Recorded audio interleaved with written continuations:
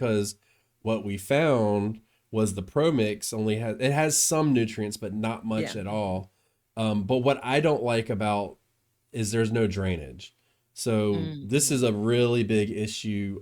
Drainage is really, really important, and you can absolutely add it, but just using it straight is the issue, which is what the question is, geared around. So Mm-hmm. doing that, I switched to Pro Mix, and it's the Pro Mix RX. It has mycorrhizae in it, which if you don't know what mycorrhizae, it's really important part of the plant. It's basically a communication network fungus in the plant that transports nutrients. It's not like you open the bag and it's like, oh, there it is. You can't really see it, but they say it's in there. So, okay. But it's got the right drainage. It's nice and fluffy. But really, Mm-hmm. what it is it's very time saving. I Mm-hmm. know I can open that bag, I can use it, and I can be done. So that's why I use it. And then the fact that it has as Batavia did through her research, she found out. Shout out to Batavia. Go ahead. I'm trying to, get the Well, hold people on. to Let's get the hear. camera on you. There it is. They saw it. They saw it. But what she found out was it has enough food in there, and it says for 10 days from germination. And so it has enough to keep it going, and then it's on you. And I like having that blank slate. I like Yeah, having yeah. that to have that decision to say, hey, I need to add this, I need to not add this or that. Mhm, So I mhm. like that. We're not sponsored by ProMix. Again, call us. We'd love to. Yeah, just so you guys Holla. know too, we don't talk about products on here that we don't truly believe in. And that's Mhm. why we have stuck with Planter app for so long. And I truly believe in ProMix.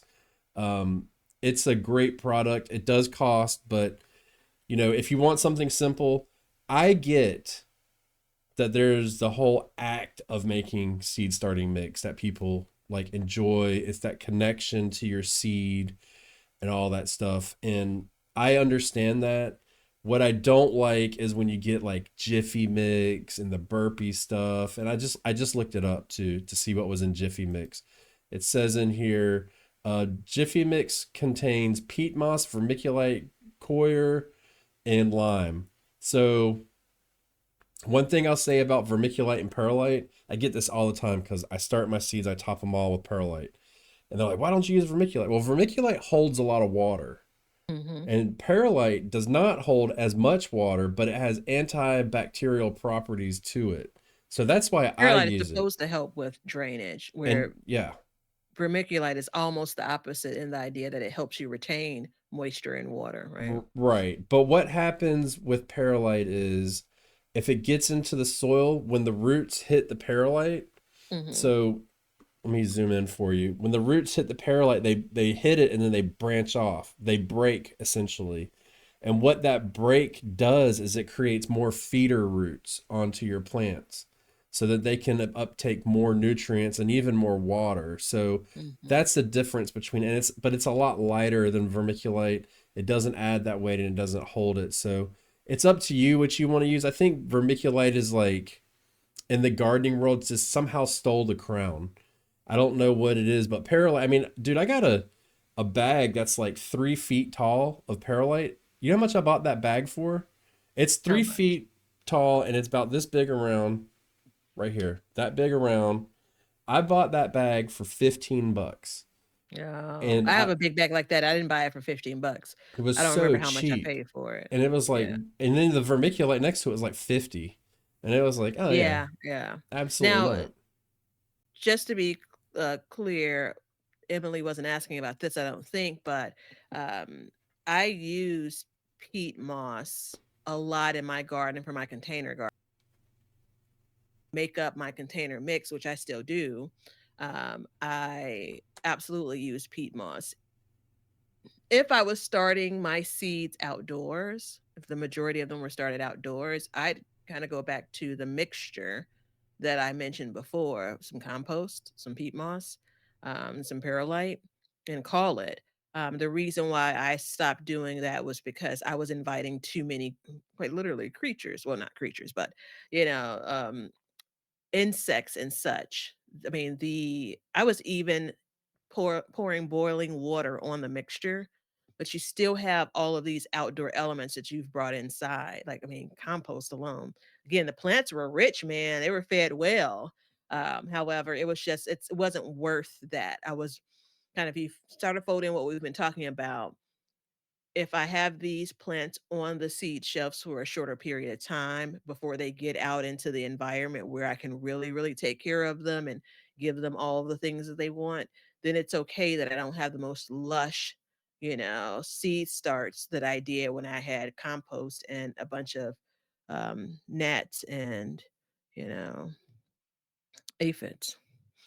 Yeah, it's tough. I haven't had fungus gnats with this, not once. Now I did. That's quite literally the reason why I went to look for something different, Yeah. because I had changed to something that was less, kind of less composty, and I felt okay about that, but the fungus gnats, I just had to do something different from last year, so Well, let's, I mean, it's hard. You want to do a whole episode on this, but nobody wants to listen to a whole episode on it. So let's break down like just your mixture: peat Mhm. moss, perlite, and compost.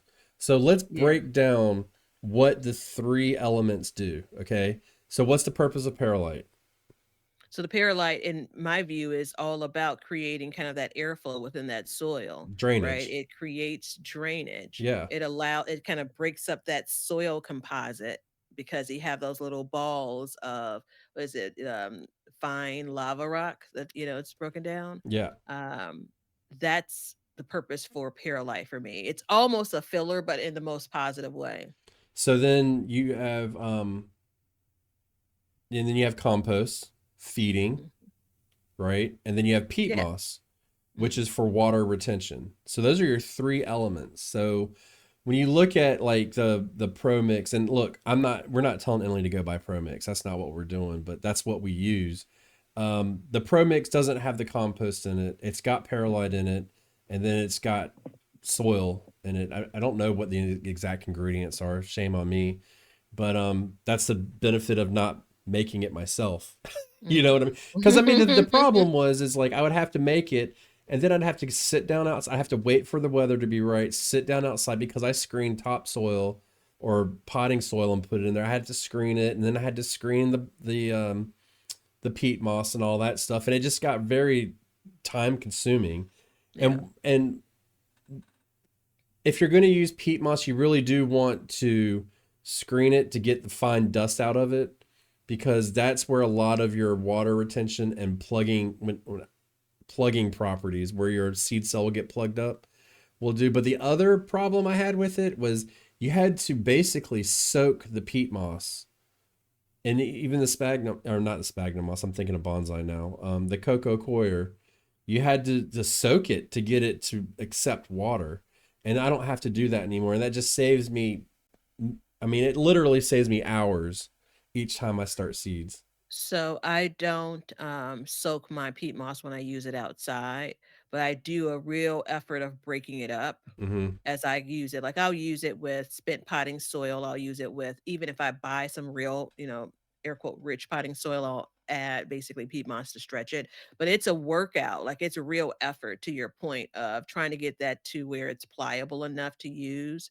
And I'm in the middle of the Midwest. And so the points of me making it, I've been out there in the winter with snow boots on, making this mixture up. And then basically I need to bring it inside to store as I'm continually starting my seeds, because all seeds don't start on the same day, right? Yeah. So like it was a whole deal. So now I actually have a bag under my seed starting table and I can dig inside of there. I do want to put it in a container. I just haven't gotten to that yet. It's it is, I believe it's going to be a healthier environment for my seedlings, which is a number one. Right. It's going to be less of a pain point when it comes to the not so healthy environment, what that created, again, the fungus gnats, where it's torture. And then it is super convenient for me compared to what I was doing. Right. Now, I would have sacrificed the convenience, I think, had I not had the other problems, but here we are. Yeah, there's the cocoa stuff. I'm just gonna say the first name, whatever.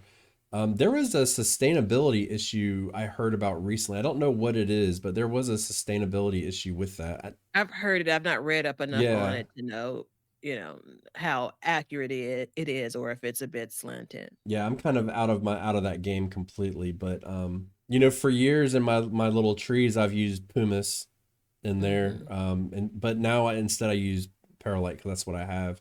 It does the same thing. So, Emily, it's up to you. But if you're going to use it straight, you definitely need to add in some, compost. Potting soil would take the compost, the place of compost, and then some kind of drainage. You really want that drainage in there, or else it's just your plants will just stay waterlogged.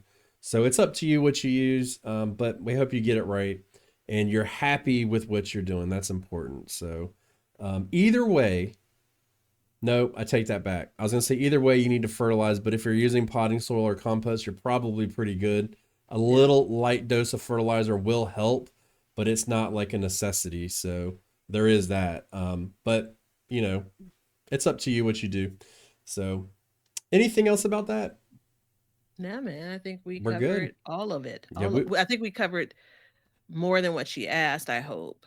And that's I the hope that goal. information was helpful. Yeah, if we don't get any follow up questions, that means we did it right.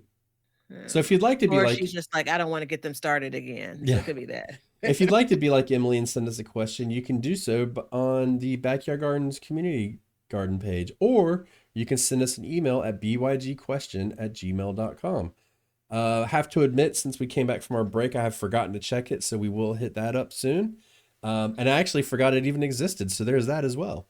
So we're gonna do that, but You already started like 600 seedlings, man. I mean, give you some grace. So yeah, but you could do so either way. And until then, remember, you can support us by doing a couple things. You can become a subscriber, you can become a patron, you can buy some seeds, use the link below, or you can get all this seed starting stuff we're talking about is all on our Amazon page. So you can check that out, and everything you buy will help us, and we greatly appreciate it. Because we want to continue to do two things on the show. We want to continue to learn to grow and grow for change. That's so loud. See ya.